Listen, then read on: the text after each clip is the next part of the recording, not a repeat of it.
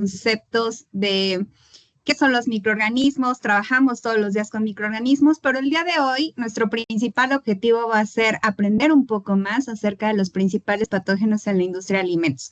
Entonces, esta presentación pues fue hecha para ustedes con mucho cariño y esperando que haya datos que más allá de dejarnos preocupados, comencemos a ocuparnos precisamente en fortalecer nuestros programas de monitoreo ambiental, en certificar a nuestros proveedores de materias primas. Vaya, todo esto es un conjunto holístico que a la larga, si revisamos todas estas partes de la cadena del proceso, pues sin lugar a duda vamos a lograr nuestro principal objetivo, que es tener alimentos inocuos.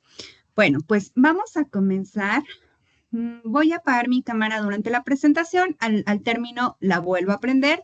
Por si hay preguntas, pues nos podamos ver la cara. Entonces, denme un segundito. Voy a compartirles mi presentación. Aquí la tengo. Webinar, listo. Denme un segundo. Vamos a pantalla. Perfecto. ¿Me pueden, por favor, confirmar que ya pueden ver mi pantalla? Sí, se ve. Perfecto, muy bien, gracias. Gracias, Aida. Bueno, pues vamos a comenzar. De hecho, el título pues se escucha bastante provocador, ¿no? Y tú tienes patógenos en tu planta. Nos hemos preguntado seguramente nos hemos hecho esta pregunta. Y bueno, pues para tener una respuesta, la única forma en cómo podemos hacerlo es a través de haciendo monitoreos en superficies vivas, inertes, garantizando que la materia prima que esté ingresando a nuestra planta de proceso no tenga un patógeno en nuestro producto terminado. Entonces, bueno, pues de esta manera vamos a comenzar nuestra presentación comentándoles los puntos o los temas que vamos a abordar durante esta hora y media aproximadamente.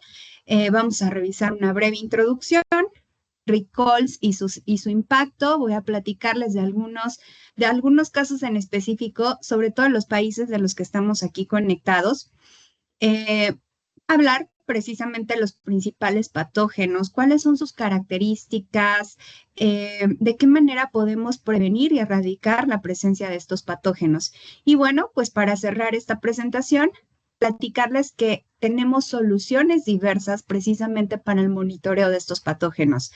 Desde una metodología de alta complejidad en cuestión de la robustez y metodologías que, bueno, son mucho más sencillas, no necesitamos tener tanta infraestructura, pero bueno, también tienen la misma capacidad de detección.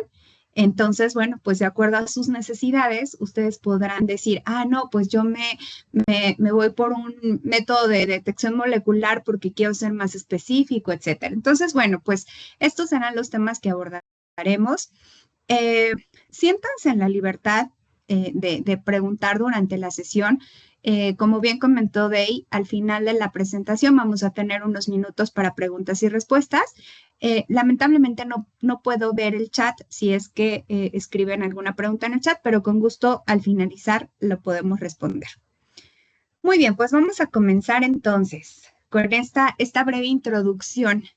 En los últimos años se ha avanzado en la sensibilización acerca de la importancia de la inocuidad, que justo, precisamente, los microorganismos patógenos están muy enfocados en este concepto de inocuidad. Y más adelante vamos a ver dos conceptos que utilizamos de manera cotidiana, pero que tienen una gran diferenciación, teniendo en cuenta toda la cadena alimenticia. Y aquí precisamente viene otro concepto que lo hemos estado escuchando a lo largo de los últimos años y es desde la granja hasta la mesa. Lo que nosotros como industria de alimentos y enfocados precisamente en garantizar la calidad e inocuidad de los alimentos que elaboramos para nuestros consumidores, lo que estamos buscando es que desde la granja tengamos buenas prácticas agrícolas y bueno, durante la transportación también es un factor crucial. Si son productos que necesitan mantener cadena de frío, pues asegurarlo y tener las condiciones propicias para que lleguen a nuestra planta, hagamos una inspección, entren a proceso, pasen por todas las operaciones unitarias y posteriormente lleguen a nuestras manos ese producto terminado. Es decir, nos lleven al laboratorio muestras representativas de los lotes que se hayan elaborado y nosotros nos encarguemos microbiológicamente de verificar pues esta inocuidad, de garantizar que efectivamente toda esta cadena que se llevó a cabo, pues cumplió con su objetivo y tenemos alimentos que no tengan patógenos. Y bueno, pues esto es meramente para cumplir con un control integral de la inocuidad de los alimentos a lo largo de las cadenas productivas. Y bueno, como les mencionaba, esta expresión genérica que muchos lo ocupamos es desde la granja hasta la mesa o desde la finca hasta la mesa. Entonces, tenemos un reto importante, claro que sí. ¿Por qué? Porque al momento en que sale el producto, ahí no se acaba nuestra labor. Muchas veces, y lamentablemente, de repente llegamos a tener contaminación post-proceso, o sea, ya estando el producto en el anaquel, en el centro comercial, en el supermercado, y decimos, pero si el producto salió en perfectas condiciones, ¿qué pasó? Pues resulta que la persona que transportó nuestros productos desde que salió de nuestra empresa hasta que los llevó a los diferentes puntos, apagó el termoquín, pues para no gastar gasolina, para evitar que le diera frío. Entonces ahí ya son cuestiones que, bueno, pues también tenemos que concientizar. Justo regresamos a esta palabra de concientización y sensibilización. Entonces, precisamente cuando nosotros estamos pues tan responsables o somos tan responsables de garantizar esta inocuidad, toda esta información tenemos que bajarla a todas las áreas. Desde los operadores, los transportistas, precisamente para hacerles ver que cada uno de ellos cumple un factor crucial para garantizar esta calidad de inocuidad. Y bueno, precisamente como les mencionaba, hay dos palabras que de manera cotidiana las estamos mencionando en nuestro día a día.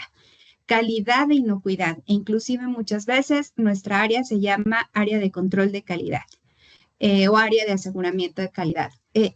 Cuando hablamos de aseguramiento, como que se complementan estos dos conceptos, pero ¿en qué están referenciados o en qué se diferencia uno del otro? Bueno, cuando hablamos de calidad, específicamente nos referimos, hablando microbiológicamente, el día de hoy pues nos vamos a enfocar mucho a la microbiología. Hablando microbiológicamente, calidad se refiere a todos aquellos microorganismos que nos van a causar una alteración en las características organolépticas de mi producto. Color, olor, sabor, consistencia, etcétera. Entonces, si yo voy al súper y compro una salchicha, quiero que esa salchicha sepa salchicha, tenga apariencia de salchicha, tenga consistencia de salchicha y que no me sepa residuos de cloro, por ejemplo. Imagínense lo grave que puede ser cuando quedan residuos de algún sanitizante o de ácido peracético o algo así extraño, pues automáticamente nuestro cerebro dice, ojo, este sabor no corresponde a lo que yo conozco como el sabor salchicha y automáticamente pensamos para la siguiente comprar otra marca. Eso es con respecto a los microorganismos que van a alterar la calidad de mi producto. Si tengo una cuenta elevada de mesófilos aerobios en mi jamón, ¿puedo matar o puedo causar la muerte de algún consumidor? La respuesta es no. Ojo, no con esto nos vamos a dormir en nuestros laureles. ¿Por qué? Porque la calidad está muy enfocada también en la vida de anaquel. No va a causar no va a causar muertes, pero sí les puede doler el estómago, van a tener por ahí quizá una diarrea, etcétera, algo no tan grave, pero sobre todo enfocado en que garanticemos que verdaderamente lo que el consumidor está comprando y está pensando que ese producto le va a dar esa satisfacción al momento de consumirlo, lo podamos cumplir. Pero bueno, pues viene otro concepto que dice, claro, la calidad es buena, por supuesto, y siempre vamos a mantenerla dentro de nuestros productos. Pero llego yo, la inocuidad que va más allá. O sea, sí, por supuesto, me interesa que el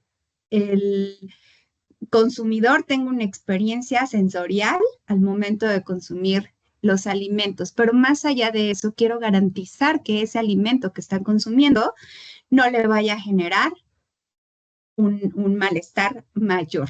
Entonces, sí, aquí los patógenos, en este concepto de inocuidad, entran precisamente los patógenos, que son microorganismos que causan enfermedades transmitidas por alimentos. Estos tipos de patógenos, que los vamos a ver más adelante y algunas características de ellos, sí pueden causar la muerte, sobre todo de personas de grupos vulnerables. También vamos a revisar cuáles son estas personas vulnerables y por eso es la importancia de garantizar la inocuidad.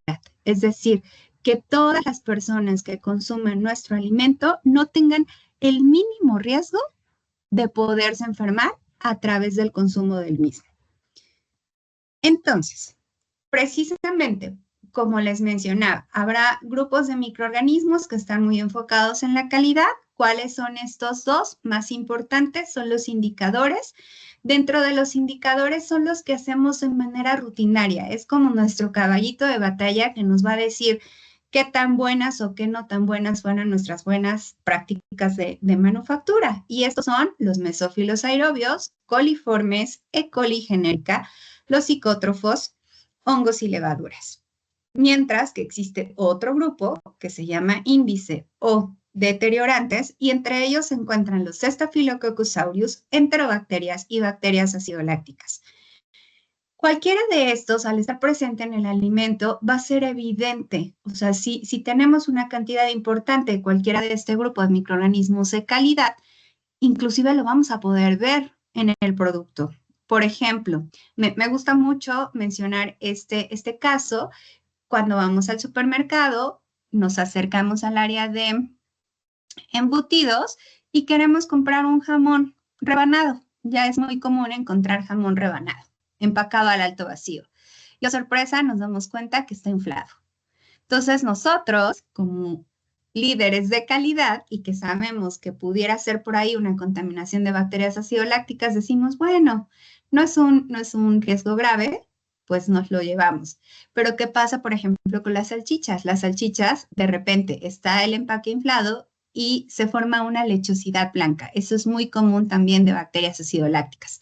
Entonces, bueno, estos microorganismos son chismosos. O sea, yo les digo que son chismosos porque nos alertan, o sea, nos dicen aguas. O sea, un hongo, por ejemplo, cuando crece en una tortilla, en un pan, en un yogurt, en el agua. A mí me ha tocado ver botellas de agua con honguito. Entonces, pues automáticamente eso lo podemos ver y decimos, no, muchas gracias, prefiero comprar otra marca. Nos alertan. Pero a diferencia de los patógenos, con los patógenos no tenemos la misma suerte, digámoslo de esa manera, porque los patógenos son silenciosos, no son chismosos, o sea, no cambian las características organolépticas del producto. Podemos tener una hamburguesa suculenta que la vemos y yo creo que nos la estamos imaginando y ya se nos está antojando y puede tener esa carne probablemente E. coli o 157H7. Y esa E. coli, pues es mortal. Sí, puede ser mortal o puede dejarnos afectaciones de por vida de manera hepática. Entonces, bueno, los patógenos no van a causar una alteración, pueden estar presentes, por eso la importancia de garantizar que no los tengamos en nuestro producto.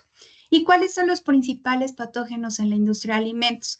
En primer lugar, siempre va a ser salmonela. O sea, salmonela va a estar en todos lados. De hecho, hay una frase muy, muy curiosa que dice, si no sabes qué tienes que monitorear, monitorea salmonela. O sea, en todo momento, en todos lados, salmonela es la respuesta. Listeria monocytogenes es otro de los patógenos de importancia. Campylobacter, Cronobacter, E. coli 157H7, entre otras. Existen otras, está Vibrio cólera, por ejemplo. Si alguno de los que estamos aquí dentro de este webinar, pues pertenece a la industria de peces acuícola, pues Vibrio es uno de los patógenos de importancia relevante. Muy bien, pues vamos a entrar precisamente a nuestro segundo tema de esta sesión, en donde les platicaré precisamente de algunos recalls y su impacto. Cabe mencionar que, bueno, pues esta búsqueda fue muy enfocada precisamente en los países que estamos el día de hoy conectados, porque muchas veces, y la gran mayoría de las veces, si ustedes entran, yo les digo, deberíamos entrar a FDA como entramos a nuestras redes sociales, ¿no? Para no perdernos ninguna noticia, pues lo mismo con FDA, porque todos los días ahí se están subiendo precisamente los casos de recalls, tanto de microorganismos patógenos, y hoy en día está tomando inclusive como punta de lanza o en el primer lugar se encuentran recalls por alérgenos no declarados. Ya el número de estos recalls está siendo superior a los de microorganismos. Entonces, también esa es una llamada de atención de decir, bueno, pues, ¿qué estamos haciendo precisamente para asegurar que un producto, pues, no tenga un alérgeno que no fue declarado? Pero bueno, ese ya es otro tema, ese ya es un peligro químico. Hoy nos vamos a enfocar a los peligros biológicos. Y vamos a comenzar con Guatemala. Por aquí, igual vamos a ir interactuando cuando escuchemos nuestros países y me pueden poner una manito arriba de cuántos están conectados de Guatemala. Y bueno, pues si les cae como un poquito el 20 de, ay, sí, yo alguna vez escuché este recall o algo así por el estilo. Perfecto, muy bien, muchas gracias por su participación. Bueno, pues encontré precisamente estos dos casos en Guatemala. El primero fue un comunicado emitido por PriceSmart, que es un centro comercial que ustedes tienen como tipo Costco o una cosa así. Se informa que fue retirado de los anaqueles de tiendas guatemaltecas el producto de la marca Fratelli Beretta por posible contaminación de salmonela. En específico, el producto es el antipasto Gran Beretta, que contiene eh, pimienta negra, salami deshidratado, salami italiano y proscuito. Los lotes retirados fueron todos los que tienen como fecha de vencimiento el 13 de junio de 2024, es decir, el año pasado. Y aquí ustedes podrían decir, bueno, pero no es un producto guatemalteco, ¿no? Afortunadamente no lo elaboraron ustedes, pero aquí también me parece que es importante pues levantar la mano, ¿no? Levantar la mano en el sentido de, ¿y qué están haciendo entonces nuestros gobiernos o las entidades precisamente que regulan los productos que entran de otros países? Supongamos que este producto es parte de un ingrediente para elaborar otro y está contaminado. O sea, aquí, fíjense que eh, me parece que los países de Latinoamérica sufrimos por este mal. Y lo digo porque, bueno, yo soy mexicana, tengo pues mis mayores años de experiencia pues han sido en la industria de México, en diferentes industrias de la República Mexicana. Y entonces algo que siempre preguntaba es, bueno, ¿y qué microorganismos hacen? Entonces me decían, bueno, la lista de microorganismos que analizamos para el producto que se queda en México son 3, 4 microorganismos. Pero este producto que se va a exportación son 8 microorganismos. Y les decía, pero ¿por qué los mexicanos? O sea, ¿por qué el producto que se queda en nuestro país no tiene el mismo rigor? ¿O por qué no se le hacen los mismos análisis microbiológicos? No, pues es que los países de Europa, Estados Unidos, etcétera, pues son mucho más exigentes. Y me parece que eso es el mal de Latinoamérica, que son muy estrictos los países que reciben nuestros productos, pero nosotros sí tenemos, pues tristemente, que aceptar productos contaminados. Y este es un ejemplo claro de una empresa de Estados Unidos que mandó un producto que estaba contaminado de salmonela. Entonces, bueno, este producto fue retirado. Afortunadamente no causó estragos en la población porque también es un producto muy de nicho, o sea, no es un producto comercialmente que todos consumamos. Entonces, bueno, se pudo mitigar en ese sentido.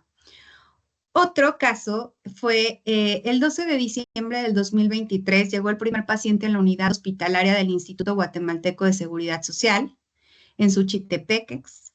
Un paciente masculino mayor de 15 años con debilidad muscular, piernas, en brazos y síntomas característicos de la afección.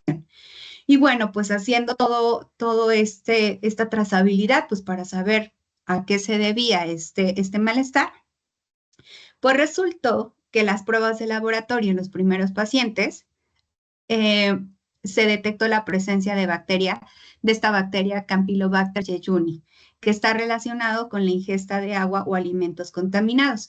Y este caso fue muy sonado porque recuerdo que inclusive nos buscaron precisamente laboratorios de tercería para poder hacer esta prueba de Campylobacter y tener este resultado. ¿Por qué? Porque esta bacteria está muy asociada con el síndrome de Guillain-Barré. Entonces, bueno, pues nos damos cuenta que sí, efectivamente es importantísimo garantizar que no tengamos ese tipo de patógenos. ¿Por qué? Porque no solamente va a atacarnos en nuestro sistema digestivo, o sea, no solamente vamos a tener una diarrea, vómito, náuseas, sino también puede desencadenar otras enfermedades, pues mucho más graves. Bueno, hablando de El Salvador, este es otro caso que es un producto que no elaboraron los salvadoreños. Tenemos a alguien del Salvador, bueno, si pueden ahí activar sus manitas, pues para saber si hay alguien del Salvador y se acuerda de este caso. Perfecto, Henry, muy bien, muchas gracias. Bueno, pues Kellogg's retiró producto en El Salvador por posible contaminación de salmonela. ¿Qué producto era? Bueno, era un cereal llamado Honey Smacks, debido a la posible presencia de salmonela. Específicamente, esta es la especie en Bandaca. El retiro, según el Ministerio de Salud, fue voluntario por parte de la empresa en cuestión. Sin embargo, en un comunicado oficial publicado el domingo 24 de junio del 2018, el MinSal señaló que este producto ahora retirado tenía vencido su permiso de comercialización desde el año 2015. ¿Cómo es posible que tenía vencido el permiso y se pudo vender? Se pudo exportar. Se pudo importar. Entonces son de las cosas que, bueno, pues no entendemos, pero pasa. Muy bien. Otro caso importante es este de intoxicación alimentaria en el centro escolar en El Salvador. Bueno, no sé si Henry, que levantó la manita, me parece que es el único del Salvador que nos acompaña, se acordará o escuchó este caso en donde se calcula que alrededor de 60 millones de personas, bueno, esto, perdón, es un dato muy genérico, que estaba en la nota, se calcula que alrededor de 600 millones de personas que enferman por ingerir alimentos contaminados en el mundo. En El Salvador, durante el 2023, se reportaron 129 casos de intoxicación alimentaria. Esto, precisamente, pues fue en un estudio que se hizo en un centro escolar en El Salvador, en donde hubo este brote. Se recolectaron hisopados de los lechos unguales y nasofaringios de los manipuladores de alimentos y pues ahí se dieron cuenta, que precisamente pues a través de esta vía fue que se contaminaron los productos. El análisis estadístico, bueno, es una lista bastante amplia de diferentes productos. Sin embargo, el que está a la cabeza de toda esa gran lista es el consumo de cereal con leche, que mostró una asociación significativa. Entonces, bueno, aquí también precisamente, pues nosotros como operadores o manipuladores de esos alimentos, pues tenemos que garantizar tener buenas prácticas de manufactura, utilizando cofia, cubreboca y bueno, todos los requerimientos necesarios para evitar estas intoxicaciones. Y bueno, de Costa Rica, no sé si por aquí haya alguien de Costa Rica, si gusta levantar su manita para saber que pues nos están escuchando y también si se recuerdan de estos casos. Perfecto, Andrés, muchas gracias. Bueno, pues en Costa Rica encontré a Alonso, muy bien, Alonso, gracias. Encontré este recall. De acuerdo a los resultados de análisis microbiológicos del Centro Nacional de Referencia en Inocuidad Microbiológica de Alimentos del Instituto Costarricense de Investigación y Enseñanza en Nutrición y Salud, algunos lotes de estas marcas que vemos en estas fotografías presentaron aislamientos positivos por bacteria de Listeria monocytogenes. Por lo tanto, incumplen con los parámetros establecidos en el Reglamento Técnico Centroamericano. Si estamos hablando de un patógeno, pues automáticamente pensamos en ausencia. Quiere decir que no debe de haber patógenos. Al momento de que se aisló esta bacteria en estos diferentes quesos, pues se tienen que confinar, bueno, tienen que pasar por una cuarentena y hacer el confinamiento correspondiente. No se pueden reprocesar porque esto sería, de repente también decimos, bueno, es que ¿cómo voy a confinar 40 toneladas de queso? Bueno, pues lamentablemente sí tiene que ser así porque al momento en que tú reprocesas, puedes ahí tener una contaminación cruzada y recordemos que la listeria es uno de los principales patógenos que genera biopelículas súper difícil de erradicar. Entonces, aquí no entra la posibilidad de reproceso. Ujú. Otro caso fue salmonela en tortas de res. Em, Esto fue pues recientemente, prácticamente agosto, septiembre, un par de meses. El Ministerio de Salud, a través de la Dirección de Regulación de Productos de Interés Sanitario, alertó a la población sobre detección de salmonela en producto de tortas de res de la marca El Aéreo, correspondiente al número de lote que viene ahí registrado. Los análisis realizados por el Centro Nacional de Referencia confirmaron la presencia de esta bacteria, por lo tanto, incumple con la normativa establecido en el Reglamento Técnico Centroamericano. La contaminación fue detectada mediante muestreos en supermercados del país dentro del programa de control de alimentos que ejecuta el Ministerio de Salud. Imagínense, es un monitoreo aleatorio y que en un producto saliera, bueno, pues automático, es como encontrar la aguja en un pajar, pero si ahí salió es porque sí lo tenemos pues presente en ese lote. Y bueno, de República Dominicana, que también sé que por aquí están conectados algunas personas, igual si también nos quieren ayudar con sus manitas, Dilesis, perfecto, muchas gracias, Dilesis. Bueno, pues de República Dominicana, fíjense que encontré muy pocos datos. Más bien, también son productos que fueron importados de otros países. Y bueno, si hay un caso muy particular de carne molida, que fueron a tomar las muestras en ferias, me parece que ustedes les llaman ferias, que entiendo que son como mercados para nosotros, los mexicanos. Eh, este caso, por ejemplo, de Boar's Head, precisamente, eh, estos artículos, bueno, esta marca es una marca norteamericana y bueno, pues importa a diferentes países del mundo. Esta marca, produce artículos que incluyen diversas carnes frías y productos avícolas distribuidos a minoristas en Estados Unidos, Islas Caimán y República Dominicana, México y Panamá. Entonces, bueno, pues en estas fechas, del 29 de julio al 17 de octubre, enviaron una gran cantidad de producto a estos diferentes países y bueno, pues retiró el producto de manera voluntaria por una posible contaminación de Listeria monocytogenes. Este es otro caso de lotes de maíz, zanahoria y brócolis congelados de la marca Vima Foods, aquí se me pasó una L en el título, procedentes de Europa, específicamente de Bélgica y Hungría, fabricados del 13 de agosto al 20 de junio del 2018. Y bueno, esta comercializadora, pues de igual manera, importó estos productos con esta contaminación y entraron a República Dominicana. Y precisamente este fue un muestreo, esta fue una nota que encontré precisamente de un muestreo que se hizo en diferentes mercados y ferias ganaderas, en donde tomaban muestras, pues aquí viene la lista: muslo de pollo, carne molida, de res, de cerdo, de pollo. Y bueno, como nos podemos dar cuenta, específicamente Listeria monocytogenes, pues en muslo de pollo y carne de res, carne molida de res, presencia de Listeria, y en salmonela, presencia de salmonela en carne molida de res y carne de cerdo. Y aquí podríamos pensar, bueno, no nos la vamos a comer cruda. Pues hay personas que sí les gusta comer la carne semicruda. Bueno, no así al 100% cruda, pero de repente es, yo quiero mi carne tres cuartos o no tan cocida. Entonces ahí puede ser que no llegue la temperatura adecuada y pues tener al microorganismo en óptimas condiciones e ingerirlo.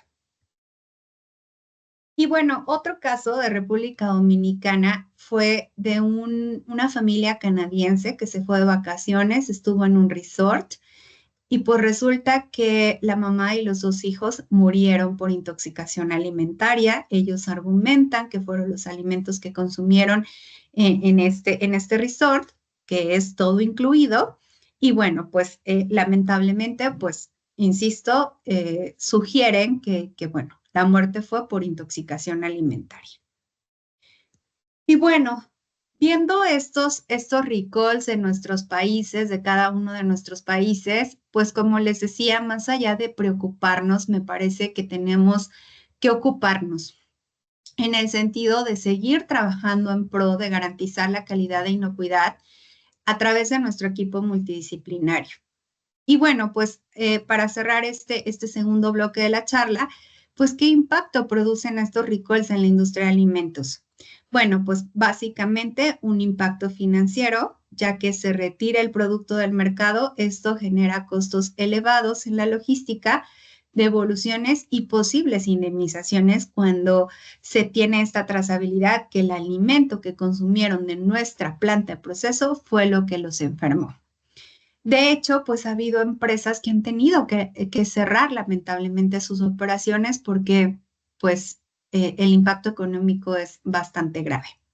Daños en la reputación de la marca, la confianza del consumidor se ve afectada, lo que puede perjudicar ventas futuras y el valor de la marca. Era lo que decíamos.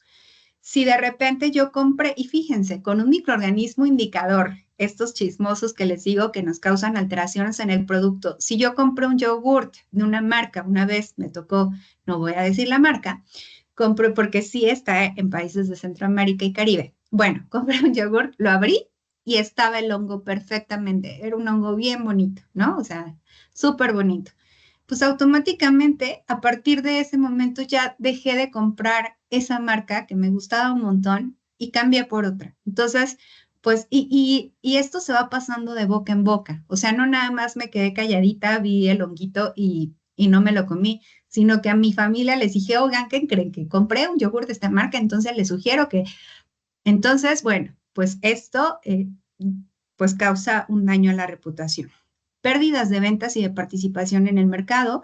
Después de un recall, los consumidores pueden evitar comprar productos de la misma marca, reduciendo la participación del mercado.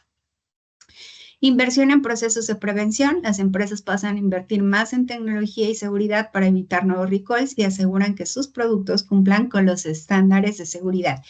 Y esto lo podemos ver precisamente con nuestros sistemas de gestión de calidad e inocuidad.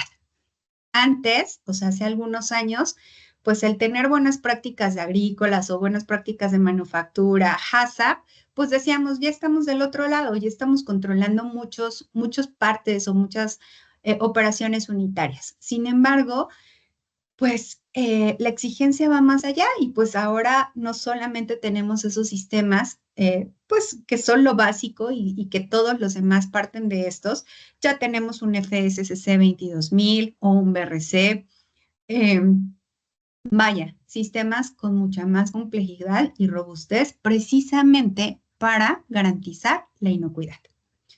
Y bueno, vamos a pasar a nuestro tercer y cuarto bloque de esta sesión. Vamos a revisar algunas características muy generales de los principales patógenos de la industria de alimentos, así como de qué manera podemos prevenir y erradicarlos, que básicamente creo que pues es lo que hacemos en nuestro día a día con nuestras operaciones unitarias. Y bueno, también algo importante es que esta cuestión de calidad e inocuidad no solamente se queda en nuestra planta de proceso y en nuestro laboratorio de microbiología.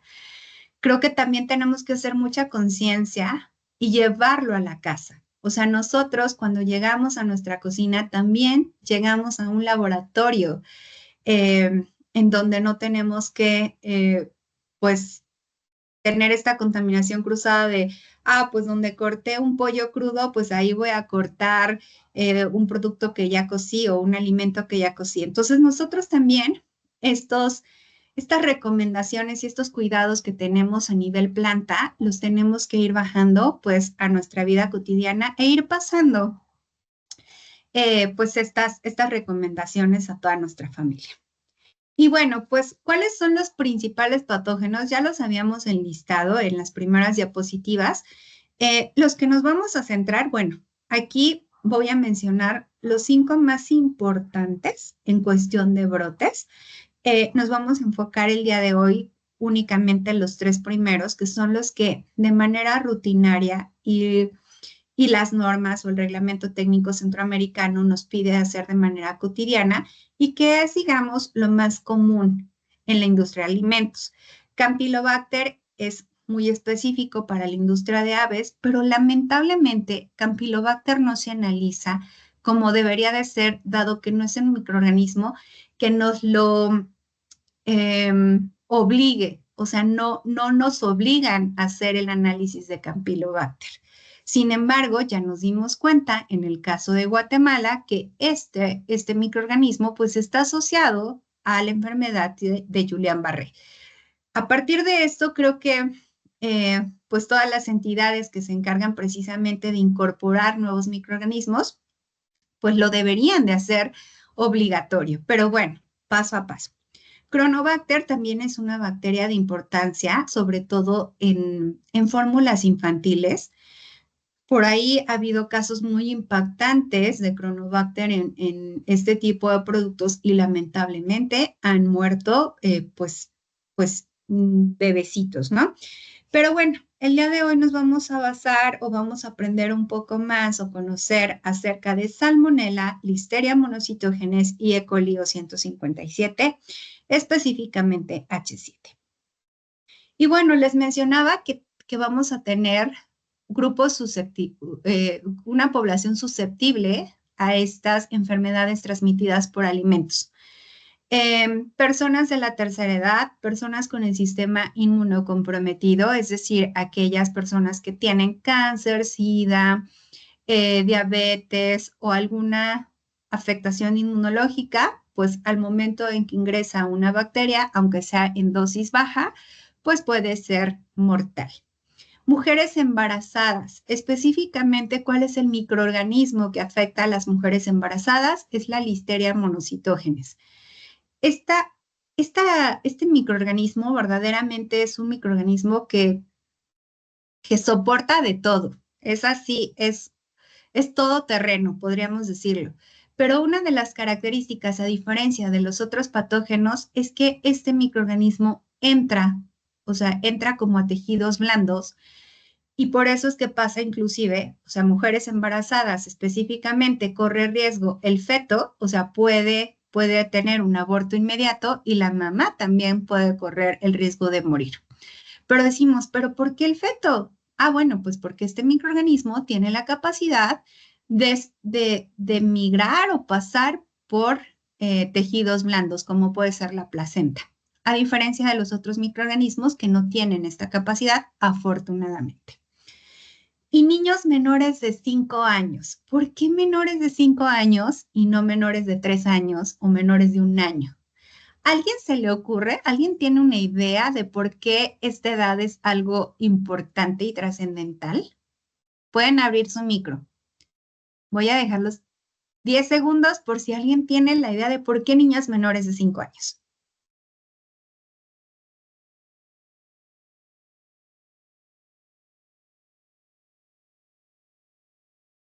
¿No? ¿Nadie tiene una idea por ahí que se les ocurra?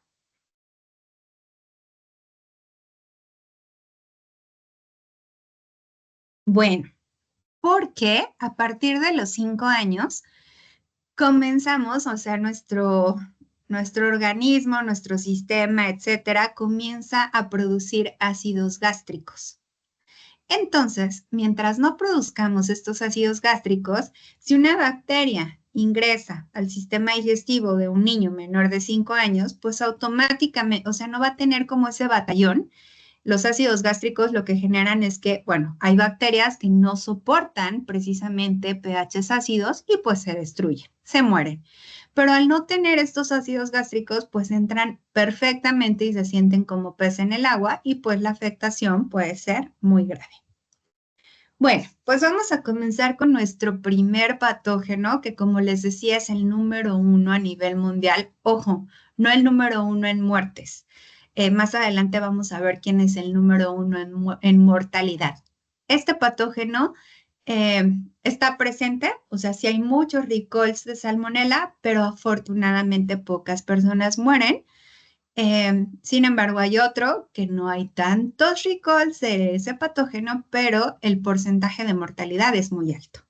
Bueno, pues vamos a ver qué características tiene este microorganismo, eh, pues para conocerlo un poco más y saber con quiénes hemos estado conviviendo cuando tenemos presencia o por ahí nos ha salido la presencia de un patógeno o de una salmonela en una superficie o a lo mejor en una materia prima, etcétera.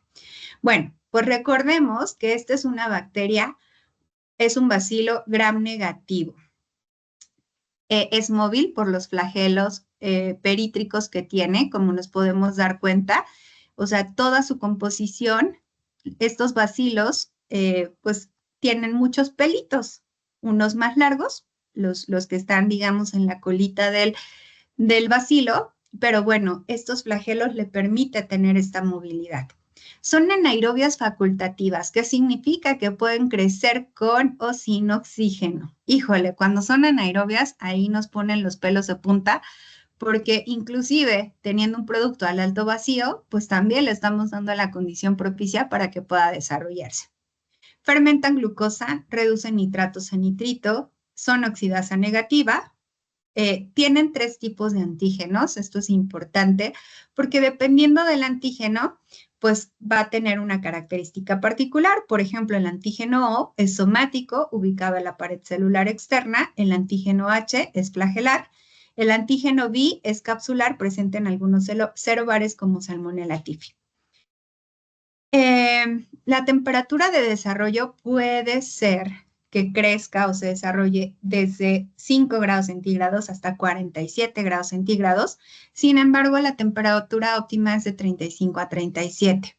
El pH puede crecer en pHs o en rangos de pH amplios, desde pHs ácidos, que pueden ser 4, hasta pHs alcalinos, que puede ser 9.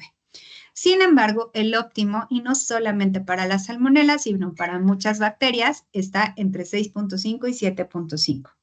Y nos damos cuenta que la actividad de agua, pese a que pueda haber productos con baja actividad de agua de 0.94, la salmonela puede desarrollarse.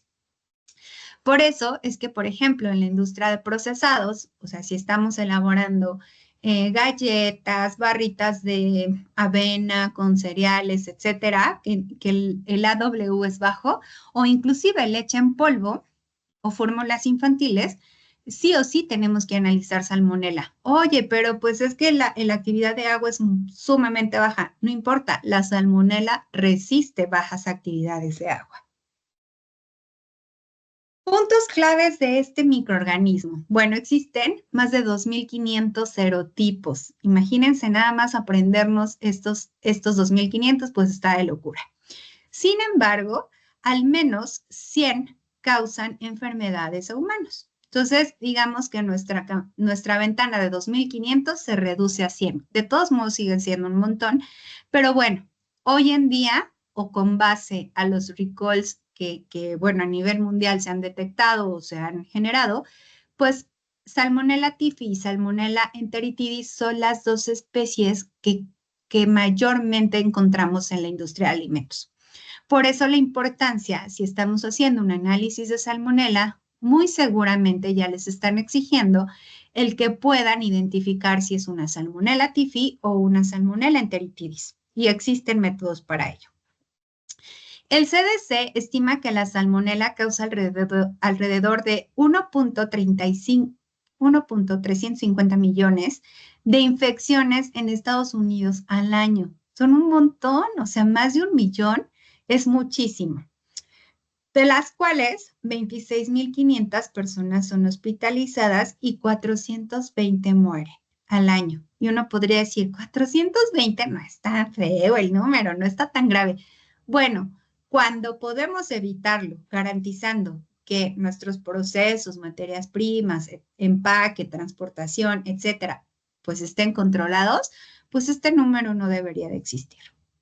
El CDC, bueno, cabe mencionar que el CDC es el centro, es un centro que tiene Estados Unidos.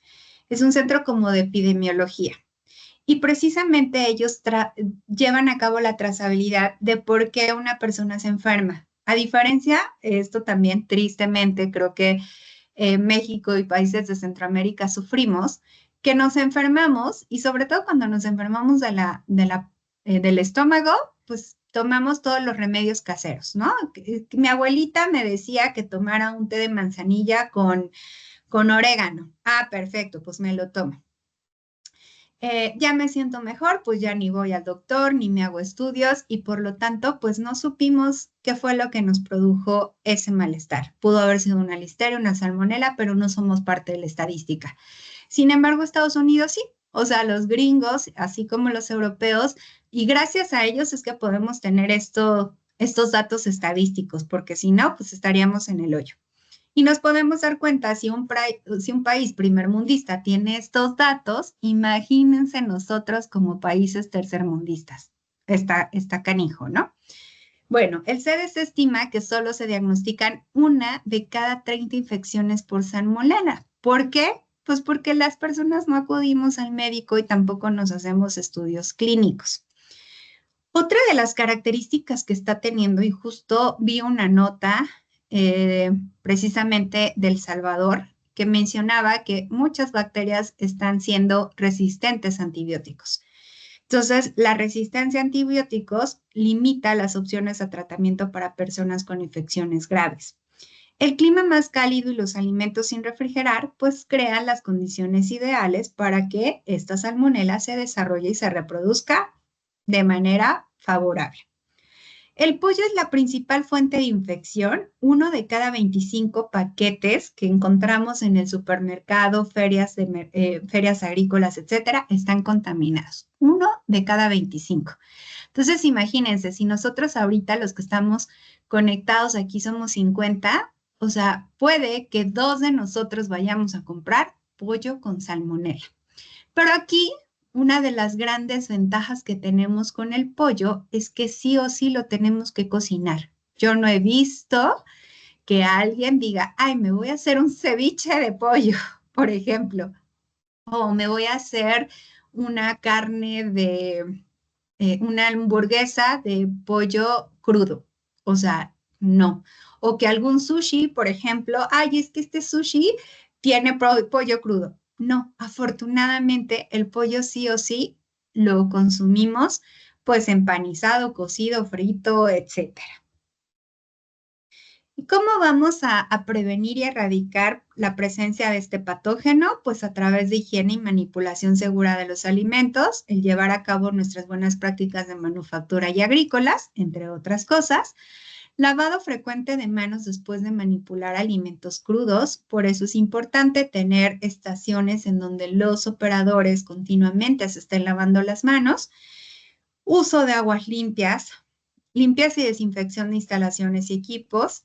Cocción adecuada, idealmente mayor a 70 grados centígrados, eliminación de fuentes de infección, evitar contaminación cruzada, es decir, tener utensilios y lugares específicos para alimentos crudos y para alimentos cocidos. Y llevar a cabo protocolos de bioseguridad para evitar la introducción y propagación de la bacteria. Bueno, pasamos a nuestro segundo patógeno, que bueno, este patógeno, como les mencionaba, hay un patógeno que no es el número 1, pero que sí lamentablemente tiene mayor porcentaje de mortalidad y es precisamente Listeria monocytogenes. ¿Qué sabemos de Listeria monocytogenes o qué características tiene este patógeno? Bueno, es un bacilo gram positivo, a diferencia de la salmonela que era gram negativo, este es gram positivo. Es anaerobia facultativa, otra vez esta situación, que significa que puede crecer con o sin presencia de oxígeno. El reto es mayor.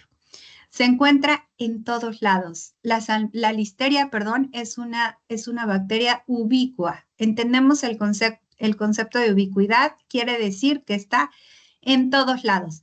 Agua, suelo, aire, vaya, en todos lados. Animales, agua, etcétera.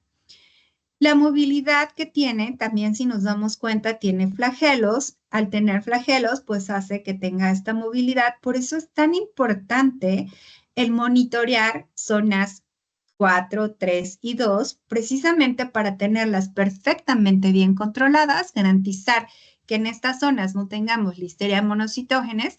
¿Por qué? Porque en caso de haber, pues esta con sus flagelos, pues puede moverse a zona 1. Y en zona 1 tener una Listeria monocitógenes, pues ya estamos en el hoyo. ¿Por qué? Porque significa que muy probablemente mi producto también la tenga. Se desarrolla a temperatura de refrigeración, quiere decir que es una bacteria también que podríamos mencionarla cicrófila. Se tiene la característica de crecer a temperaturas de 5 grados, a partir de 5 grados. Pero bueno, pues a temperaturas idóneas como 35, 37 grados, igual que la salmonela, pues es mucho mejor. Sin embargo, la temperatura no la intimida. Tolera un amplio rango de pH y resiste altas concentraciones de sal. Este dato es bien importante. ¿Por qué? Porque de repente, pues podemos tener carne, la rachera. Aquí es muy común que la rachera esté en salmuera. Entonces pensaríamos, bueno, pues los productos que están en salmuera, la probabilidad que un microorganismo se reproduzca es sumamente nula.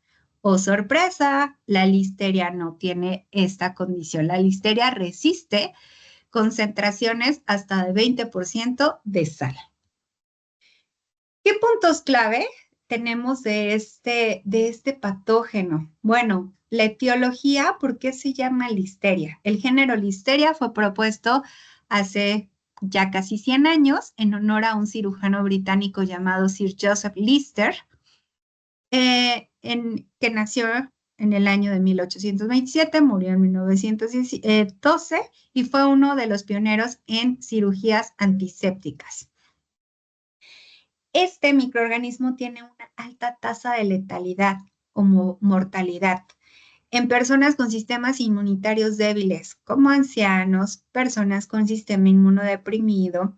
La listeriosis invasiva, hay dos tipos de listeriosis, invasiva y no invasiva, pero la invasiva puede causar septicemia, que la septicemia es infección en la sangre, y meningitis, lo cual produce infección en el cerebro y médula espinal, con una alta tasa de mortalidad del 15 al 30%. O sea, son pocos los casos, pero lamentablemente aquellas personas que pueden contaminarse o que ingirieron, perdón, un alimento con listeria pueden morir. Se multiplica, se multiplica en el frío, a diferencia de la mayoría de las bacterias. Listeria monocitógenes es un organismo cicrófilo, es decir, aguanta temperaturas muy bajas, lo que significa que puede crecer y multiplicarse a temperaturas de refrigeración desde menos 1.5 hasta 45 grados centígrados. Esto la convierte en una amenaza persistente en alimentos refrigerados y listos para su consumo. Y justo por ahí les mencionaba que el tener biopelículas de listeria es bien difícil de erradicarlas. Prácticamente a mí me tocó trabajar un par de veces con dos empresas diferentes que por comprar una materia prima de Estados Unidos, precisamente una pasta de pollo y por ahí no recuerdo la otra materia prima, pues esas materias primas tenían listeria monocitógenes. No hicieron, o sea, ellos confiaron en el certificado que les entregaron, no hicieron un análisis para asegurar que efectivamente pues no tenían listeria monocitógenes y tal cual introdujeron esas materias primas al área de producción, el producto empezó a salir positivo, positivo, positivo y nos dimos cuenta que la causa raíz pues era la materia prima y que había formado biopelículas en una de las líneas de proceso. Fue básicamente imposible erradicar esas biopelículas, tuvieron que cambiar, o sea, quitaron esa línea de proceso y cambiarla por una nueva porque no hubo poder humano que removiera esas biopelículas. Listeria genera unas capas de polisacáridos sumamente resistentes. Entonces, digo, no minimizo a los otros patógenos, pero Listeria tiene esta capacidad, por eso es importante una limpieza y desinfección adecuada. ¿Cómo vamos a prevenir y erradicar la presencia de este patógeno? Pues básicamente lo mismo podríamos decir que para Salmonella. Hay que centrarnos en la higiene alimentaria, el lavado de manos y en la desinfección de superficies, separación de alimentos crudos y cocidos, mantenimiento de la cadena de frío, cocinar los alimentos completamente a 70 grados centígrados, al menos por 2 minutos, mantener superficies limpias y desinfectadas en la producción de alimentos y no utilizar insumos de corte en productos cocidos que fueron usados previamente en productos crudos. Y aquí precisamente me remonto a un caso de melones, o sea, de Listeria monocytogenes en melones, que fue muy sonado en Estados Unidos porque era una empresa que se dedicaba a cortar melones en cuadritos pequeños y los ponía en unos vasos y esos vasitos se iban a kinder, o sea, a diferentes kinder en diferentes estados de Estados Unidos. Entonces, aproximadamente fueron 13 estados que se vieron afectados y hubo una gran cantidad de muertes de niños. ¿Por qué? Porque pues los consumidores eran pequeñitos, menores de 5 años. Cuando hicieron la investigación decían, pero ¿por qué? O sea, ¿por qué si los melones fueron desinfectados antes de lavarse? Ah, pues el cuchillo con el cual cortaron los melones estaba contaminado de listeria. ¿Por qué? Porque antes habían cortado un producto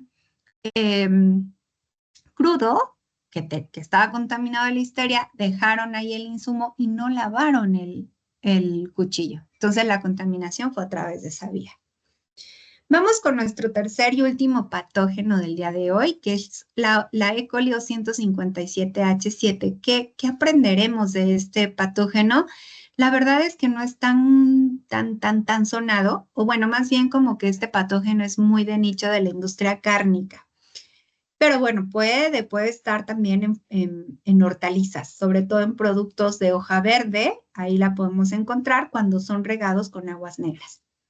Es una bacteria gram negativa, tiene forma de bastón, es anaerobia facultativa. La mayoría de las cepas de E. coli colonizan inofensivamente el tracto gastrointestinal de humanos y animales como una flora normal, E. coli genérica.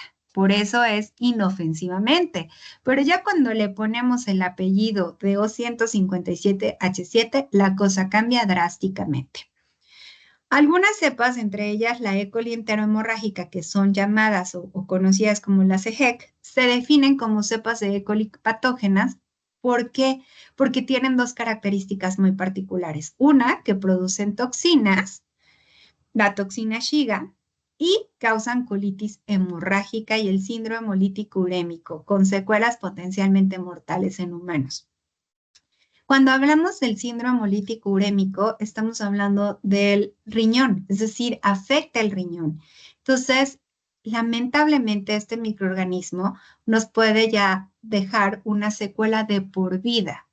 Recordemos que, bueno, pues puede llegar a casos extremos de dializar a las personas, ¿no? ¿Cuáles son los puntos clave de este patógeno? Bueno, el serotipo 257H7 se reconoció por primera vez en el año 82, o sea, tiene poquito tiempo. Seguramente muchos de nosotros no habíamos nacido todavía. Como un patógeno humano asociado con brotes de diarrea sanguinolenta en Oregon y Michigan en Estados Unidos. Está vinculado a casos esporádicos de síndrome urémico hemolítico a partir de 1983. La E. coli 157H7 se ha convertido en uno de los principales patógenos transmitidos por alimentos más importantes. ¿Qué cifras nos da el CDC con respecto a las personas afectadas por este microorganismo? Bueno, pues 73,000 enfermedades, de las cuales 2,200 son hospitalizadas y 60 personas mueren por este patógeno. El costo que tiene este patógeno, bueno, al momento de que pues causa una afectación en la salud de los individuos, es de $405 millones al año. Esto no solamente se ve en una pérdida de productividad, también el costo de atención médica es muy alto y pues muertes prematuras son importantes. ¿Cómo vamos a prevenir y erradicar este patógeno? Pues a través de la cocción, en carne picada, hamburguesas a una temperatura interna segura, en productos lácteos y jugos, evitar el consumo de lácteos y jugos no pasteurizados, Frutas y verduras, lavarlas muy bien con agua limpia. ¿Por qué? Porque muchas veces este tipo de productos, como les mencionaba, frutas, verduras, hortalizas, son regados con aguas negras o los campos están al lado de donde están las vacas, por ejemplo, las vacas, los borregos, los cerditos y la erosión, o sea, con la erosión del aire, pues todas esas heces fecales pues caen directamente a ese producto. Entonces, por eso la importancia y como les decía, si bien es cierto que hay empresas que se encargan de lavar y desinfectar las verduras y ya vamos al súper y las compramos desinfectadas, pero muchas veces compramos nuestras verduras en el mercado. Entonces es importante llegar a casa, lavar y desinfectar. Es decir, asegurar que el proceso que hizo la empresa que ya nos las vende listas para consumir, nosotros lo hagamos en nuestra casa. Evitar contaminación cruzada, teniendo cuidado y lavando utensilios y superficies después que hayan estado en contacto con carne cruda. El tratamiento térmico es también importante. La temperatura, como mencionábamos, arriba de 70 grados centígrados nos va a ayudar a garantizar que, pues, efectivamente el microorganismo ya no esté presente. ¿Qué datos interesantes podemos tener precisamente de manera general, hablando de estos patógenos a nivel global?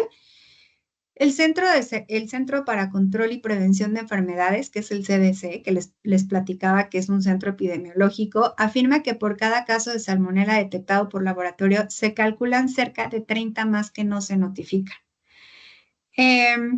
Aproximadamente 600 millones de personas se enferman al año por consumir alimentos contaminados. 600 millones de personas, es muchísimo.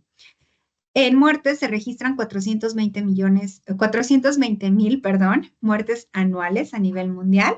La vulnerabilidad infantil, pues, está presente en niños menores de 5 años, que representa el 40% de las muertes, con 125,000 fallecimientos al año, en su mayoría por enfermedades diarreicas. ¿Por qué? Porque ahí el problema, pues, se agrava. O sea, tiene diarrea, eh, les produce pérdida de agua, etcétera, y bueno, la cosa se complica. Y el impacto económico en países de bajo y medianos ingresos.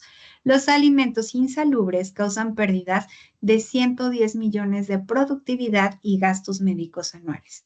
Entonces, bueno, estas cifras, insisto, nos tienen que concientizar de decir, bueno, pues todavía más a mi favor para tener métodos que me puedan garantizar que sí efectivamente tengo una salmonela o un E. coli 157 o una listeria monocitógenes. Y bueno, vamos bueno, me falta estas cifras por región.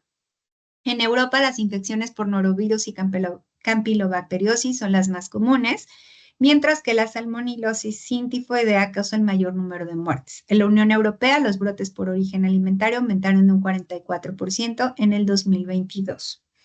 Según la Autoridad de la Unión Europea en Food Safety. En Estados Unidos, la FDA estima alrededor de 1.35 millones de casos de salmonelosis al año, con 26,500 hospitalizaciones y 420 muertes. Y en México, las infecciones diarreicas afectan a unos 550 millones de personas anualmente, resultando en 230,000 muertes, según datos del 2016. Y bueno, vamos a entrar a nuestra última parte de esta charla, platicarles que precisamente tenemos diferentes opciones de metodologías para poder garantizar, pues, que no tengamos estos patógenos. Vamos a comenzar por nuestro sistema de detección molecular. ¿Por qué implementar esta tecnología? Bueno, porque es una metodología que nos da resultados de un día para otro, que es muy fácil de utilizar, pese a la complejidad que tiene el método, o sea, el método en su conjunto, pues, como en su fundamento, pero al hacer la prueba es muy sencillo. El llevar apropiados flujos de trabajo, una menor probabilidad de contaminación cruzada, aprobaciones internacionales, AOAC y AFNOR, tiene un software muy intuitivo y un hardware robusto. La ventaja que tenemos con MDS es que hay diferentes kits, o sea, cada vez hemos ido sumando más y más kits con base a las necesidades del mercado. Tenemos prueba para Salmonella SPP, Listeria mono, Listeria SPP, E. coli 157, incluyendo H7, Cronobacter, Campylobacter, Lacestec, Salmonella serotipificación, como les mencionaba. Hoy en día la FDA dice, bueno, si tú haces un análisis de Salmonella, sobre todo en producción primaria, yo necesito garantizar que no sea ni Salmonella typhi ni Salmonella enteritidis, que son las dos especies más comúnmente encontradas en brotes y que dañan o afectan a los humanos. Tenemos el nuevo kit de Salmonella cuantificación, que bueno, pues también para algunas industrias, sobre todo industrias avícolas,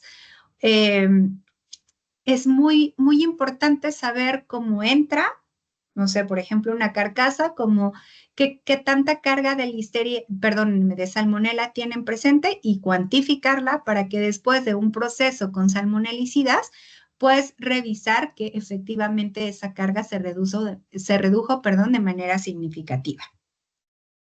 El fundamento está basado en una amplificación isotérmica y una detección por bioluminiscencia, lo cual nos produce tener resultados en tiempos más rápidos, tener una mayor precisión, facilidad de uso y el costo efectivo en cada una de las pruebas.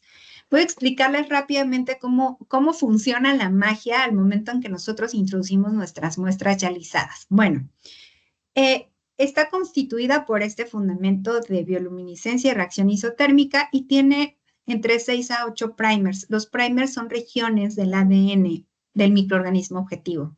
Entre mayor cantidad de primers tengamos, la prueba va a ser mucho más específica. Entonces, al momento en que está el patógeno, pues el ADN se reproduce, o sea, se va reproduciendo. Entonces, al momento en que se ancla con el primer, que es la región específica o son regiones específicas del ADN, pues van a generar una amplificación. Bueno, a través de esta amplificación isotérmica mediada por un bucle LAMP, es conducida por una enzima llamada BES-DNA polimerasa, utilizando estos primers. Se unen los primers con el patógeno, si es que está presente, es decir, el ADN del patógeno con la región o la secuenciación del ADN que está en los primers y comienza a haber una generación exponencial de pirofosfatos que se convierten en ATP mediante la ATP sulfurilasa. ¿Qué va a producir esto? Va a producir luz. Es decir, cuando hay esta unión va a producir luz y esta luz la vamos a ver a través de una curva. Un resultado positivo va a ser una curva, un resultado negativo va a ser una línea recta. Es decir, cuando no está el patógeno, no se hace toda esta reacción y por lo tanto no hay una señal de luz. El tiempo se menciona que los tiempos es en tiempo real o los resultados, perdón, son en tiempo real. Es decir, si tenemos un resultado positivo, a partir de los 15 a 20 minutos vamos a poder ver el resultado. Tenemos este otro producto que es Listeria Reinau, en donde también lo vamos a llevar a cabo en el mismo equipo de MDS. Esta es una prueba específicamente para Listeria SPP en superficies limpias. Es decir, nosotros queremos saber si esta superficie que ya fue lavada y desinfectada efectivamente está libre de Listeria. Solamente necesita un paso de reparación, digamos, un proceso de lisis y en cuestión de 2 horas, o sea, tú tomas la muestra, llevas a cabo este proceso y en 2 horas máximo tienes el resultado. O sea, tú sabrás a través de esta prueba si está o no presente esta listeria en tu superficie. Este es un producto que estamos a punto de lanzar y bueno, pues también es parte de nuestras soluciones. Ojo, este es específicamente para análisis de superficies y superficies limpias. O sea, no pueden ser superficies sucias. ¿Por qué? Porque vamos a tener ahí resultados inválidos. Tenemos otra opción, que es la placa Petrifilm para análisis de salmonela. Es una placa como el resto de las placas. Tiene un medio específico para la detección de salmonela. Se lleva a cabo, puede ser un paso o 2 pasos de enriquecimiento, dependiendo del tipo de muestra que estemos analizando. Se hace una estría muy sencilla. Bueno, pues preparamos el medio, pesamos nuestra muestra, adicionamos los suplementos, dejamos enriquecer. Es importante que los patógenos pues le demos un paso de enriquecimiento para que llegue a los niveles de detección del método. Y posteriormente al enriquecimiento llevamos a cabo una estría simple, así como lo vemos en esta imagen. En esta imagen, la placa previamente se hidrata con un par de mililitros de diluyente estéril, la dejamos refrigerar para que se forme una pequeña capa de gel, sacamos del refrigerador, dejamos temperar y de nuestra muestra enriquecida, ya sea 25 gramos en 225 mililitros o bien si fue necesario hacer un segundo enriquecimiento de nuestro tubo de Rapaport de 10 mililitros, tomamos una azada y hacemos una estría simple. Cerramos nuestra placa, pasamos ligeramente nuestros dedos por encima de la placa para que quede perfectamente adherida, incubamos y esperamos los resultados o esperamos el tiempo para saber si tenemos salmonela o no. Esta placa, digamos que se basa en dos pasos. Bueno, si a las 24 horas de incubación observo colonias roja, rojo oscuro, colonias café con zona amarilla o con burbuja de gas, entonces quiere decir que tengo probabilidad de que sean salmonelas. O sea, es una salmonela presuntiva. Si tenemos cualquiera de estas, entonces voy a colocar el disco bioquímica. Este disco bioquímica tiene todos los ingredientes necesarios para hacer precisamente estas bioquímicas y saber si esas colonias sospechosas verdaderamente son salmonelas. Entonces colocamos el disco bioquímica, incubamos por un periodo de 3 horas máximo, sacamos después de esas 3 horas y si esas colonias forman un precipitado azul, confirmamos que son salmonelas. Y por último, tenemos esta otra metodología llamada Reveal 2.0. Este es un sistema que utiliza un medio de enriquecimiento para la identificación de patógenos basado en la combinación de cromatografía de flujo lateral y ELISA tipo sándwich, es decir, es una reacción antígeno-anticuerpo. En este caso tenemos para detección de salmonela, listeria y E. coli 157H7. Este tipo de pruebas está muy enfocado para aquellas empresas que apenas van a implementar un patógeno y que quizá no tengan la infraestructura adecuada para la implementación de un sistema de detección molecular, por ejemplo, o que hacen muy poquitas muestras. Es un ensayo inmunocromatográfico de flujo lateral. Es como una prueba de embarazo, hagan de cuenta. Pareciera que son unas tiras de pH. Entonces, lo que va a pasar aquí es que, bueno, están compuestas por el primer complejo, que es anticuerpo y oro coloidal, el segundo complejo, que es antígeno control y oro coloidal. Entonces, ¿qué pasa? La muestra va migrando por capilaridad y va pasando por cada una de estas zonas. Esta es la zona de diagnóstico y esta es la zona control. La zona de diagnóstico es precisamente cuando la muestra, o sea, si la muestra tiene el antígeno, se va a unir con los anticuerpos que tiene presente este dispositivo. Entonces se unen, así como piezas perfectas, y al unirse nos va a dar un color, o sea, es decir, la línea se va a teñir. Y esto automáticamente nos va a indicar que tenemos un resultado positivo de estos 3 patógenos. Sigue migrando y va a llegar a la línea control. Aquí precisamente lo único que refiere es que, bueno, pues tenemos el antígeno y el anticuerpo ya presentes en esta línea control para que se tiña, independientemente si hay o no hay ese patógeno.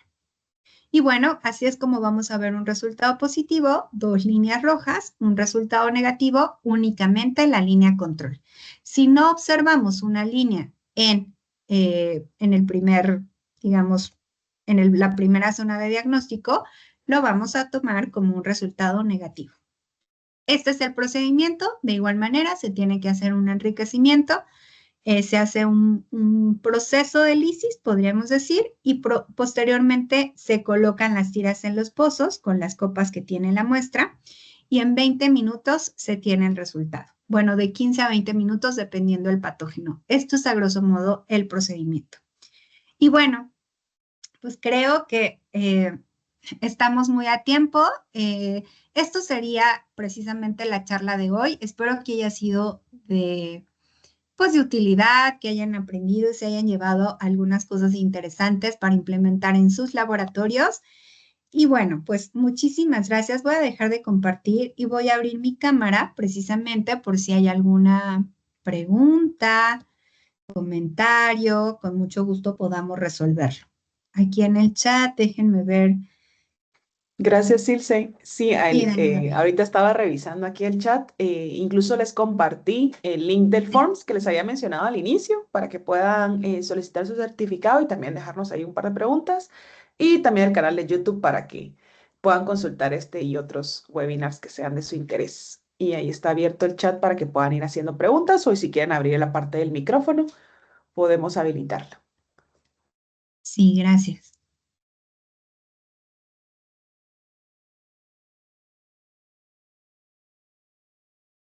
Están muy callados el día de hoy. Ángel, adelante. O bueno, no sé si Sí, quieren abrir su Ángel. micro. Ajá.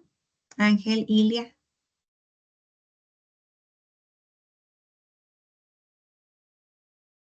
Listo, los micrófonos están permitidos. Perfecto. Hola, Gracias, buenos Leila. días. Buenos días. Les saluda Yancy desde El Salvador. Hola, Mi, Yancy. mi pregunta es con respecto al MDS. Bueno, en la empresa en la que laboro ya contamos con ese equipo y tengo una duda con respecto en caso que sale un positivo.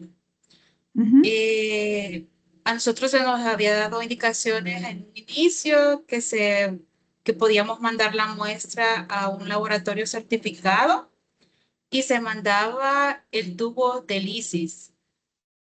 Y después de eso, el laboratorio nos dijo de que no, que tenía que ser a partir del la caldo. muestra. Ujú.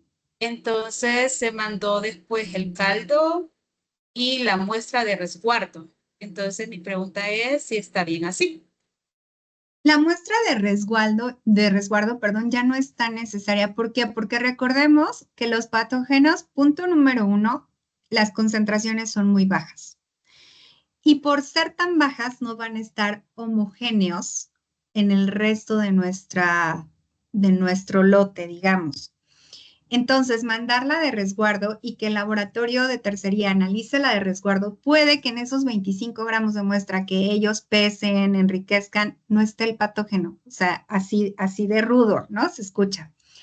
Entonces, lo ideal, Jancy, es precisamente partir del caldo de enriquecimiento. Es decir, la muestra que a ti te salió positiva, tú le mandas el caldo de enriquecimiento y ellos van a hacer pues toda la batería por el método tradicional, porque desafortunadamente, por ser un método rápido, si tenemos un positivo, sí o sí se tiene que confirmar por el método tradicional. Entonces, mandas esa muestra y lo tienen que correr por el método tradicional. Aquí voy a decir un dato que no sé si en algún momento se los hicieron saber, Yancy, pero que es bien importante, porque hay algunas veces en donde MDS nos da un resultado positivo y el método tradicional nos dice, pues no, no lo tienes. Pero ¿qué método creen que sea más sensible? ¿MDS o el método tradicional? Si estamos hablando que MDS va directamente al ADN objetivo y el método tradicional va a todo lo que involucra, o sea, morfologías, estructuras, etcétera, o sea, pero no va al ADN. Por lo tanto, es más sensible el método MDS. Y esta sensibilidad también está referida con el límite de detección. ¿A qué me refiero con esto?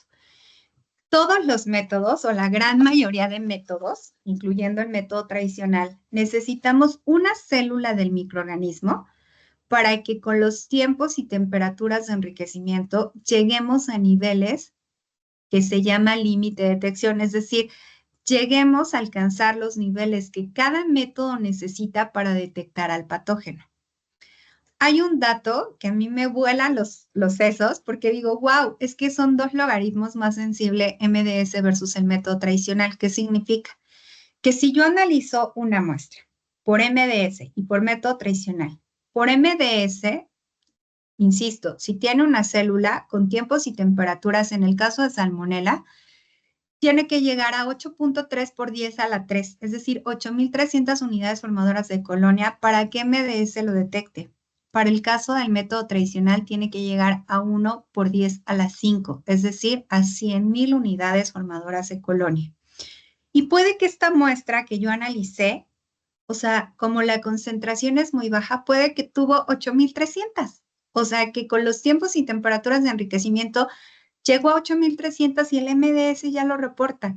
Y por el método tradicional necesitamos llegar a 100.000, pero con los tiempos y temperaturas no vamos a llegar a 100.000 porque esa muestra tenía 8.300 o 8.500. Entonces, eso es un caso muy particular en donde idealmente un método de detección molecular debería de ser ya un resultado, o sea, el último resultado. No tendríamos que comprobar por el método tradicional porque pueden pasar estas cosas. Yancy. Digo, ya me extendí un poquito, pero no sé si quedó clara, resuelta la duda. Sí, muchísimas gracias. Sí, bueno, parte de lo que he, digamos, analizado aquí en el laboratorio y he tenido positivos, pues lo primero que se hace, bueno, primero tengo el positivo, luego vuelvo a correr la misma muestra a partir del calvo con duplicado. Se hace una segunda corrida, digamos, y vuelvo a confirmar el positivo. Ajá, pero muchas veces pues me están pidiendo nuevamente que envíe la muestra a otro y se vuelve a confirmar, ¿verdad? Entonces, pero Claro, sí, inicialmente se estaba haciendo nuevamente la corrida a partir del tubo de lisis. Hasta hace no. poco pues, pues se cambió el procedimiento y preguntamos, nos dieron asesoría al mismo laboratorio externo y a partir de ahí pues ya estamos confirmando pues con el caldo. El caldo de enriquecimiento. Perfecto, Sí. perfecto, Yancy. Muy bien. Sí, muchas gracias. De nada, con gusto. Aquí tenemos algunas preguntas. Boris Danilo. Buen día, una consulta. A la hora de realizar un conteo en las placas, ¿cómo se realiza? ¿Se cuentan las colonias y se multiplica por las ilusiones? Sí. Ojo, en las placas de microorganismos, índice e indicadores. Acuérdate que salmonela es presencia-ausencia, porque por ahí vimos una placa Petrifilm que era para salmonela, pero ahí si tienes una o tienes 5, pues es ausencia, o sea, no vamos a cuantificar. Pero en el resto de las placas sí, supongamos que tienes, por decir algo, 20 unidades formadoras de colonia en la placa de mesófilos aerobios y tu dilución es 10 a la menos 2. Tú mismo, Boris, dame el resultado. ¿Cómo reportarías esas 20 unidades formadoras de colonia sabiendo que fue en una dilución 10 a la menos 2? ¿Cuántas UFC reportarías? Puedes escribirlo en el chat, puedes abrir tu micrófono. Si tengo 20 y es en la dilución 10 a la menos 2, ¿cuántas reportaría? O si alguien le quiere ayudar a Boris, si Boris se siente, eh, ¿cuántas reportarían? Mensajes nuevos. 20, exactamente. Perfecto. 2.000 unidades formadoras de colonia, es decir, tenemos que multiplicar por el inverso de la dilución, que fueron, o sea, una dilución 1 en 100, hay que sumarle 2 ceros. Perfectamente bien contestado. ¿Se resolvió la duda, Boris? Espero que sí.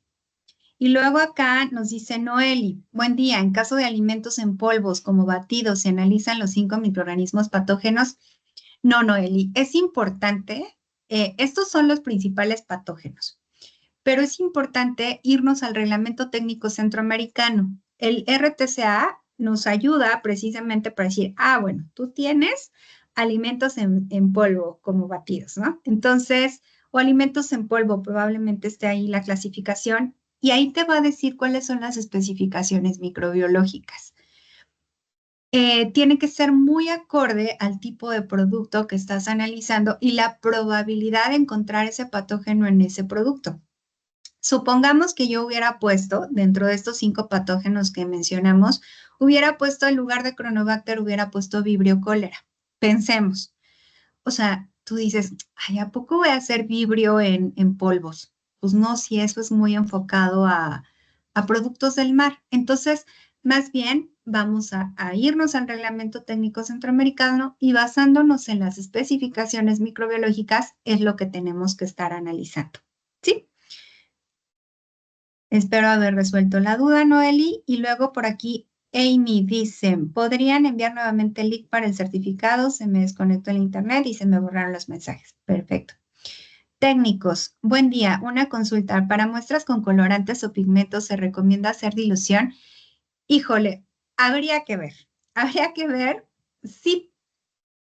Miren, más bien mi recomendación es que hagamos o partamos de otra dilución diferente a la que convencionalmente hacemos. ¿A qué me refiero? Que en lugar de partir de una dilución en donde pesamos 10 gramos de la muestra en 90 mililitros de diluyente, partamos pesando 5 gramos de la muestra en 95 mililitros de diluyente. Es una dilución 1 en 20, es importante considerar esta dilusión para que al momento en que obtengamos los resultados lo multipliquemos por 20 en lugar de multiplicar por 10. Entonces, eso sería inicialmente la recomendación. Este tipo de productos con color, todo depende, ¿no? Todo depende qué producto es, porque a lo mejor puede ser un chile guajillo, se me ocurre. Y un chile guajillo, pues si no pasó por un proceso, ay, se me fue ahorita el proceso, pasan por unas cámaras por irradiación, ya me acordé, por irradiación. Generalmente estos productos que vienen del campo, pues vienen altamente contaminados. Entonces, como la forma en cómo los bajan la carga microbiana es a través de irradiación. Si no pasa por un producto de irradiación, por un proceso, perdón, de irradiación, sí podemos hacer más diluciones. O sea, a partir 10 gramos en 90 mililitros y después de ahí 1 mililitro en 9 mililitros y así sucesivamente. Pero ¿qué pasa cuando ya pasa por un proceso de irradiación? Ya la carga microbiana se reduce significativamente. Si nosotros hacemos más diluciones, tenemos el riesgo de no encontrar al microorganismo en la dilución, en las diluciones más altas. No sé si me doy a entender. Entonces, por eso mi recomendación es hacer una dilución, partir de una dilución 1 en 20. Espero haya quedado resuelta la duda, técnicos y rudos. Acá tenemos el bando de los técnicos y los rudos en la lucha libre. Ilia, ¿cuántas muestras consecutivas deberíamos muestrear en caso de positivo? ¿Cuántas muestras consecutivas? Igual tienes levantada tu manita. Si puedes abrir el micro y explicarme un poquito mejor a qué te refieres con esta duda, porfa.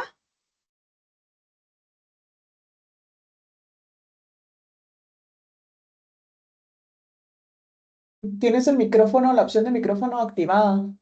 Me dice sí.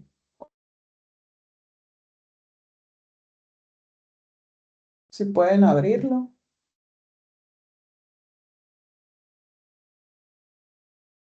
¿Te refieres, Ilia, por ejemplo, si tienes un resultado positivo, a ver, acá. ¿Cuántas muestras consecutivas deberíamos muestrear en caso de positivo?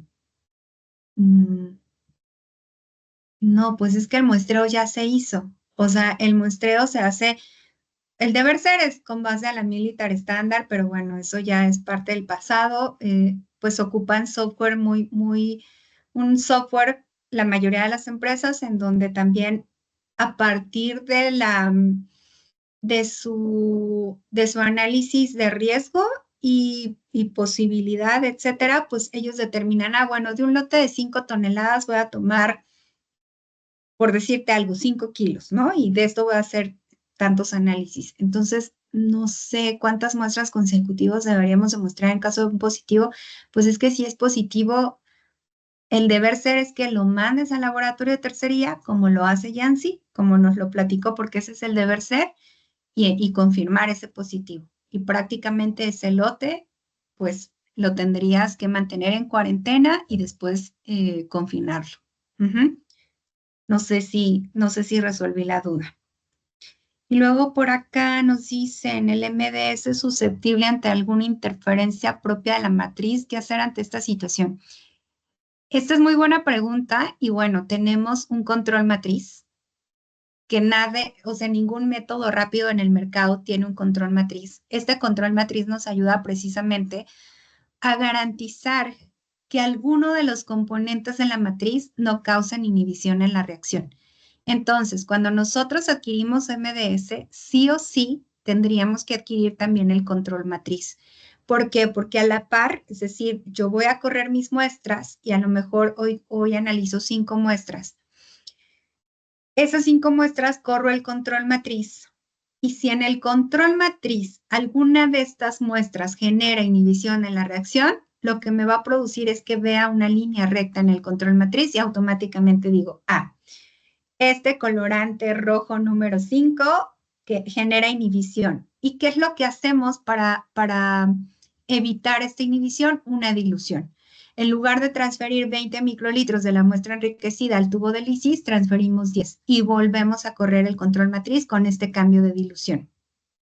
Generalmente con esta dilución se eliminan las inhibiciones de inhibición de matriz. Entonces, cuando lo hacemos de esta manera y volvemos a correr el control matriz y ya nos da una curva como si fuera un positivo, ojo, no es positivo porque el control matriz no tiene primers, de esta manera garantizamos que no tengamos falsos negativos. ¿Por qué? Porque las inhibiciones nos producen falsos negativos, o sea que estemos diciendo, no tengo el patógeno, pero no es porque no lo tenga, es porque la reacción se está inhibiendo con alguno de los componentes de la matriz. Lo tenemos que correr cada vez que hagamos pruebas y la respuesta es no, Zaira, o sea, se corre la primera vez, o sea, la primera vez que tú analizas con MDS, o bien cuando te digan, ¿sabes qué? Este producto cambiamos de proveedor de materia prima o cambiamos alguna parte del proceso. Antes lo calentábamos, por decirte algo, ¿no?